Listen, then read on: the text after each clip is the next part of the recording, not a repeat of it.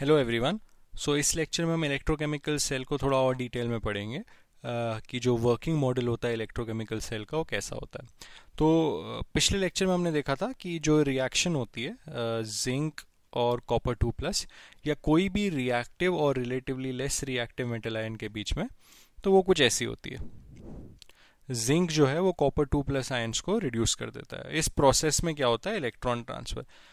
तो हम कह रहे हैं कि ये नेचर में जो खुद से इलेक्ट्रॉन ट्रांसफर होता है उसको हम लेवरेज करते हैं, उसको हम यूज करते हैं to generate current. So now to bring zinc and copper 2+ in contact, तो जो अरेंजमेंट होता है वो कुछ ऐसा होता है, मतलब उतना स्ट्रेट फॉरवर्ड नहीं होता। जैसे थिंक ऑफ इट, जैसे मान लो हमारे पास जिंक मेटल है, ठीक है, this is a zinc metal rod, ठीक है, दिस इज जिंक, लिख देते हैं।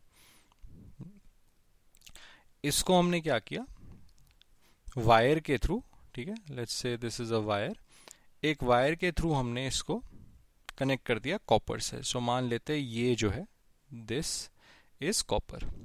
तो हमने लेकिन जिंक को कॉपर से कनेक्ट नहीं कराना, कॉपर 2+ से कराना है। प्रॉब्लम ये है कि मेटल जो है सॉलिड जो है वो तो मतलब ऐसे ही होगा ना, कॉपर कॉपर 2+ तो आयंस है, वो ऐसे सॉलिड फॉर्म में नहीं मिलेंगे, वो हमको फ्रीली सोल्यूशन फॉर्म में मिलेंगे। तो हम क्या करते हैं, हम कॉपर जो है उसको डिप कर देते हैं एक सोल्यूशन में, ठीक है। दिस कॉपर जो है, copper metal, this is dipped in copper sulphate solution, ठीक है। ये कॉपर सल्फेट है, CuSO4। तो इफेक्टिवली हमने जिंक को कॉपर 2+ के साथ कांटेक्ट में रख दिया, ठीक है। और जिंक भी जो है, विल कम टू दैट, ऐसा क्यों करते हैं, जिंक जो है उसको भी फिर हम डिप करके रख देते हैं जिंक सल्फेट सोल्यूशन में, ठीक है। Let me use the blue colour, ठीक है। तो we dip this in zinc sulphate, तो वो कॉपर सल्फेट था, ये जिंक सल्फेट सोल्यूशन में इसको डिप कर दिया। सो अभी अगर हम फोकस करें जिंक और कॉपर 2+ में, मतलब इन दोनों पे फोकस करें, like this is zinc which is here and copper 2+ ion जो है वो इस सोल्यूशन में, दैट इज हेयर। तो जिंक इसके साथ कांटेक्ट में है। तो हमने क्या पढ़ा, जिंक से कॉपर 2+ इलेक्ट्रॉन जाएगा, तो मतलब इसमें इलेक्ट्रॉन जाएगा, right. Electrons will flow in this direction, ठीक है। तो इलेक्ट्रॉन्स अगर दिस डायरेक्शन में जाएंगे तो current is flow of positive charge, और opposite the flow of negative charge, तो यहाँ करंट होगा कुछ ऐसे। So what that means is again the same example कि अगर यहाँ एक बल्ब हो, that will glow. So this is of a more working model of an electrochemical cell. This is what an electrochemical cell looks like. ये जो arrangement है, इस पूरे arrangement को हम electrode कहते हैं, ठीक है। So this on the left side what we have is left side पे we have the left hand electrode, ठीक है। This is left hand electrode और simply LHE। सिमिलरली जो राइट साइड पे है मतलब उसको अगर इसको LHE कह रहे हैं तो ये हो जाता है RHE, राइट हैंड इलेक्ट्रोड, ठीक है।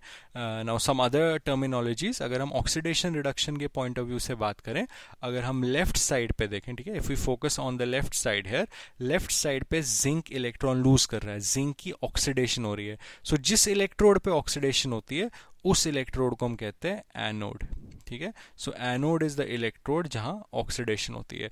और राइट साइड पर अगर हम देखें, कॉपर 2+ जो इस सोल्यूशन का है वो रिड्यूस हो रहा है, यहाँ से इलेक्ट्रॉन्स आ रहे हैं, वो रिड्यूस हो रहा है, and this copper 2+ solution, this copper 2+ ions with time are getting reduce to copper, right. Copper 2+ copper में रिड्यूस हो रहा है। सो जिस इलेक्ट्रोड पे रिडक्शन होती है उस इलेक्ट्रोड को हम कैथोड कहते हैं। सो this is the definition of anode and cathode. Anode is an electrode where oxidation takes place. Cathode is an electrode where reduction takes place. So this is LHE, left electrode, and this is right electrode. So as you can see, initially what will happen is more and more zinc will lose electrons to copper 2+. So with time we can see electrons left to right जाएंगे, right? Electrons will go from left to right and copper 2+ जो है वो धीरे धीरे copper बन के यहाँ deposit होता जाएगा। लेकिन अगर हम इलेक्ट्रॉन्स पे फोकस करें, so with time this side will become more and more negative because electrons जो है वो यहाँ से इधर की ओर आ रहे हैं। तो जैसे जैसे इलेक्ट्रॉन्स आएंगे ये साइड ज़्यादा नेगेटिव होता जाएगा, और अगर ये साइड नेगेटिव हो रहा है, वो इसलिए हो रहा है बिकॉज ये इलेक्ट्रॉन लूज कर रहा है, तो यहाँ इलेक्ट्रॉन्स कम होते जाएंगे, मतलब ये साइड जो है वो नेट पॉजिटिव हो जाएगी। So this side will keep on becoming more and more positive. So with time left hand electrode is positive and right hand electrode is negative. As a result what will happen is, अगर ये चीज positive है, opposite force आपस में, opposite charges आपस में attractive force लगाते हैं, तो ये इलेक्ट्रॉन को अट्रैक्ट करेगा, मतलब ये इलेक्ट्रॉन को पुल करेगा. It will stop electron from leaving, right. And similarly जब ये इलेक्ट्रॉन इधर पहुंच रहा है, if this is becoming more and more negative, so ये इलेक्ट्रॉन को रिपेल करेगा, it will prevent electron from coming. so जैसे ये बहुत ज़्यादा पॉजिटिव होगा, ये बहुत ज़्यादा नेगेटिव होगा, इलेक्ट्रॉन के लिए यहाँ से निकलना या इलेक्ट्रॉन के लिए यहाँ से आना मुश्किल हो जाएगा, तो एक पॉइंट पे तो रुक ही जाएगा, right. So because of this eventually ये करंट जो है वो रुक जाती है, ठीक है, बिकॉज ये side more and more positive बनती है because of loss of electron, और ये side more and more negative बनती है because of gain of electron, ठीक है. So this prevent the current from flowing और this stops. तो ये रिएक्शन पूरी नहीं होगी, ये रिएक्शन पहले ही रुक जाएगी. तो इस चीज को सॉल्व करने के लिए देखो हम क्या करते हैं, हम एक सॉल्ट ब्रिज यूज करते हैं. मतलब थिंक ऑफ इट, एक इन्वर्टेड, ऐसा इन्वर्टेड टेस्ट ट्यूब टाइप है, ऐसे जो दोनों में डिप्ड है, ठीक है, एक टेस्ट ट्यूब टाइप है, और इसमें ना हम एक स्ट्रॉन्ग इलेक्ट्रोलाइट रखते हैं जैसे NaCl, ठीक है. So we have NaCl in this और KCl in this. Strong electrolyte मतलब anything that can dissociate into ions readily. So NaCl is Na plus Cl minus. तो क्या हो जाता है, नेगेटिव है तो यहां Na प्लस चल जाता है, ठीक है. Na प्लस यहां अट्रैक्ट हो जाता है, तो Na प्लस तो पॉजिटिव है, तो वो इस नेगेटिव को कैंसिल आउट कर देता है, ठीक है. और यहां क्या होता है, यहां Cl माइनस चला जाता है, Cl माइनस नेगेटिव है, वो इस चीज को ऐसे कैंसिल कर देता है. सो सॉल्ट ब्रिज का काम ये होता है, ठीक है. मैं लिख देता हूं, ये जो चीज मैंने व्हाइट में बनाई है इसका नाम होता है सॉल्ट ब्रिज. सॉल्ट इसलिए बिकॉज इसमें हमेशा एक सॉल्ट होता है which is a strong electrolyte. Bridge इसलिए because it's connecting the two electrodes.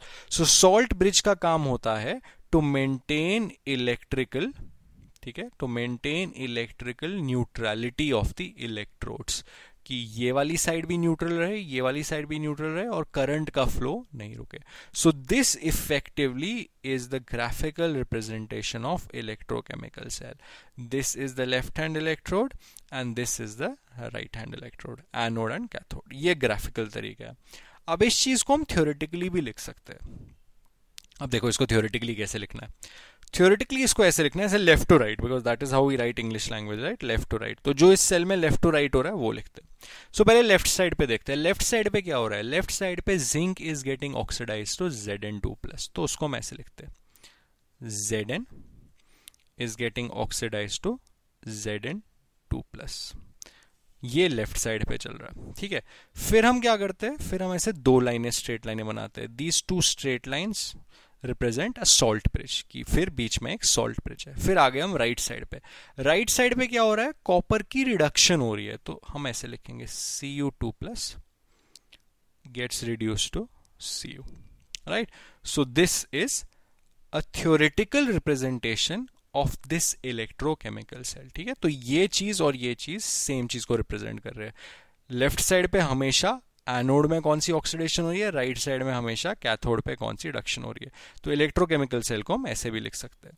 अब इसको अगर और कंप्लीट तरीके से लिखना हो, अब the most proper way to write this is कि एकदम कंप्लीट इंफॉर्मेशन दे दो. वो कुछ ऐसा हो जाएगा, देखो एकदम सही तरीके से लिख लेते हैं इसी सेल को. तो मैं कुछ ऐसे लिखूंगा, जिंक ऐसे solid, why, because solid metal use कर रहे हो, गेट्स ऑक्सीडाइज टू Zinc2+. लेकिन कैसे, जब Zinc2+ आएगा यहाँ क्या क्रिएट फॉर्म होगा, zinc sulphate. So zinc sulphate, और यहाँ उसकी कॉन्सेंट्रेशन भी लिख दी. आई डोंट नो कितनी कॉन्सेंट्रेशन है, C मोलर, ठीक है, जितनी भी इसकी कॉन्सेंट्रेशन है. फिर आ गया सॉल्ट ब्रिज, ठीक है. तो सॉल्ट ब्रिज में भी इंफॉर्मेशन है. सॉल्ट ब्रिज में क्या है, NaCl है, तो ऐसे लिख देते हैं, दिस हैज NaCl. तो सॉल्ट ब्रिज में NaCl है, वो भी लिख दिया, ठीक है. फिर आगे कैथोड पे. कैथोड पे क्या हो रहा है, कैथोड पे कॉपर सल्फेट है, उसकी भी कुछ कॉन्सेंट्रेशन होगी, ठीक है. इसको C1 मान लेते हैं, तो लिख दिया C2 मोलर, ठीक है, गिव्स कॉपर मेटल, ठीक है. तो ये थोड़ा कंप्लीट एकदम कॉम्प्रहेंसिव तरीका लिखने का हो गया, पर हमने ये समझना है कि both of these things represent the same thing. तो ये ग्राफिकल तरीका है. हर बार हम पूरा ग्राफिकली नहीं बनाएंगे, हमको पता होना चाहिए कैसे बनाते हैं. तो अगर इस इलेक्ट्रोकेमिकल सेल को मैंने रिप्रेजेंट करना है, तो shortest way to represent, quickest way to represent could be this. और अगर एकदम कंप्लीट इंफॉर्मेशन चाहिए तो this. So this is the graphical way of representing an electrochemical cell, और जो नीचे लिखा हुआ है that is the theoretical way of representing an electrochemical cell. So I hope this is clear. कि एक working model of electrochemical cell क्या होता है और उसको रिप्रेजेंट कैसे करता है. So in the next lecture we look at the reactions involved in the electrochemical cell. So until then, goodbye.